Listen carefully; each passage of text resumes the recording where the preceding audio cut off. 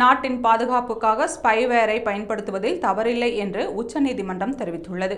இஸ்ரேலைச் சேர்ந்த NSO என்ற நிறுவனம் பெகசஸ் ஸ்பைவேர் என்ற உளவு மென்பொருளை தயாரித்து விற்பனை செய்து வருகிறது. அதை பயன்படுத்தி நம் நாட்டில் இருக்கும் அரசியல் தலைவர்கள், நீதிபதிகள், மூத்த வழக்கறிஞர்கள், பத்திரிகையாளர்கள், மனித உரிமை ஆர்வலர்கள் என பலரின் தொலைபேசிகள் உளவு பார்க்கப்படுவதாக எதிர்க்கட்சிகள் குற்றம் சாட்டின. ஆனால் அந்த குற்றச்சாட்டை மத்திய அரசு மறுத்தது. ஸ்பைவேர் விவகாரம் தொடர்பாக 2021ஆம் ஆண்டு உச்சநீதிமன்றத்தில் வழக்கு தொடரப்பட்டது. இந்த வழக்கு நீதிபதிகள் சூரியகாந்த் மற்றும் கோட்டீஸ்வர் சிங் அமர்வு முன்பு இன்று மீண்டும் விசாரணைக்கு வந்தது. அப்போது மனுதாரர்கள் சார்பில் ஆஜரான வழக்கறிஞர் தினேஷ் திவேதி கூறுகையில், இந்த விவகாரத்தில் ஸ்பைவேரை மத்திய அரசு சொந்தமாக வைத்துள்ளதா அல்லது வாங்கியுள்ளதா என்பதுதான் அடிப்படை பிரச்சனை. அரசிடம் இருந்தால் இன்று வரை தொடர்ந்து பயன்படுத்தாமல் இருக்க முடியாது. அப்படி பயன்படுத்துவது தனிநபரின் பிரைவசிக்கு அச்சுறுத்தல் என்று தெரிவித்தார்.